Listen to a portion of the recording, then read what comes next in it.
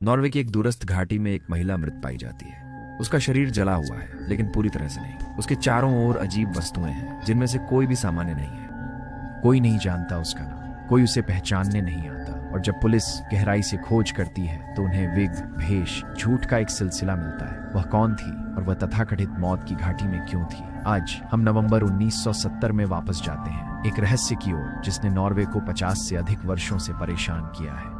ये इजडल महिला का मामला है, एक कहानी जो जासूसों, रहस्यों से भरी है। एक महिला जिसने खुद को दुनिया से मिटा दिया। रविवार 29 नवंबर एक आदमी और उसकी 2 छोटी बेटियां बर्गन, नॉर्वे के पास पैदल यात्रा कर रही हैं।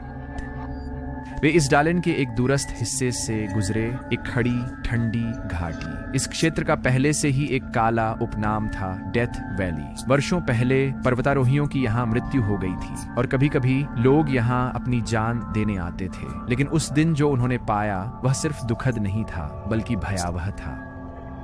चट्टानों के बीच एक महिला का शरीर पड़ा था, जला हुआ। उसका सामने का हिस्सा बुरी तरह से जला हुआ था। उसकी पीठ आग से अछूती थी। गोल बोतलें, एक टूटी हुई छतरी, गहने उसके पास अजीब तरह से रखे हुए थे और पेट्रोल की गंध।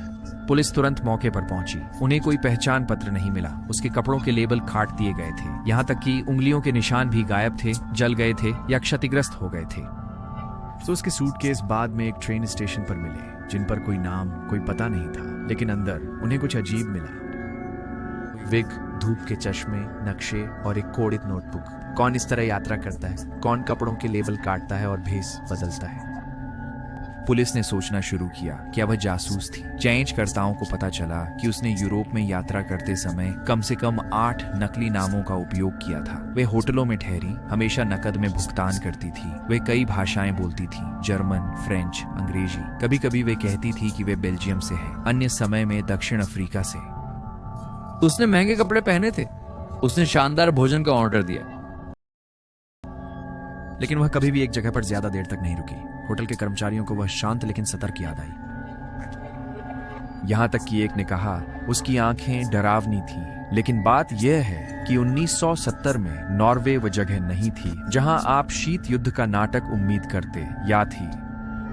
बर्गन गुप्त सैन्य परीक्षण स्थलों के करीब था। क्या इसडाल महिला उन्हें देख रही थी? उसकी मृत्यु से कुछ दिन पहले आखिरी बार उसे देखा गया था। गवाहों ने कहा कि वह बर्गन में 2 पुरुषों के साथ चल रही थी। कोई नहीं जानता कि वे कौन थे। जब उसका शरीर मिला तो परीक्षणों से पता चला कि उसने नींद की गोलियां ली थी, लेकिन इतनी नहीं कि उसकी मृत्यु हो सके। उसके शरीर पर चोट के निशान भी थे, जैसे उसे मारा गया हो। कुछ लोगों का मानना था कि यह आत्महत्या थी, लेकिन कोई खुद को इतनी अजीब तरीके से आग कैसे लगा सकता है? और मरने से पहले व्यक्तिगत सामान को इतनी सफाई से क्यों सजाएगा? फिर से सूटकेस की बात करें। वह कोडेड नोटबुक जो पुलिस को मिली थी, ये उसकी यात्राओं का रिकॉर्ड निकला। तारीखें, स्थान और नंबर, जैसे किसी जासूस की डायरी। वहाँ एक प्रिस्क्रिप्शन क्रीम भी थी, लेकिन डॉक्टर का नाम नकली था।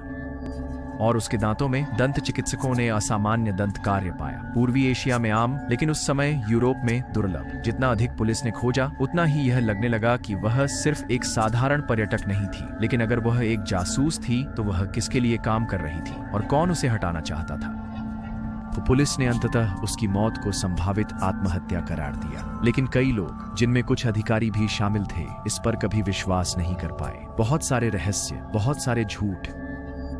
कोई परिवार कभी उसे पहचानने के लिए आगे नहीं आया। उसे बर्गन में दफनाया गया, एक कब्र में जिस पर केवल 29 नवंबर 1970 की तारीख अंकित थी। लोग अब भी उसकी कब्र पर जाते हैं, उस महिला के लिए फूल छोड़ते हैं जिसे कोई नहीं जानता था। यहाँ तक कि आज भी इसडाल महिला की पहचान एक रहस्य है। क्या वह एक जासूस थी, एक भगोड़ी, कोई जो खतरे से छिप रहा था, या कोई जिसे देखने और चुप कराने के लिए भेजा गया था? 50 से अधिक वर्ष बीत चुके हैं। उनकी कहानी अभी भी खुली है और शायद कहीं कोई सच्चाई जानता है। यदि आप इस तरह की और वास्तविक जीवन की रहस्यमयी कहानियां चाहते हैं तो लाइक, शेयर और सब्सक्राइब करना न भूलें। और मुझे टिप्पणियों में बताएं आप क्या सोचते हैं कि इसडाल महिला वास्तव में कौन थी।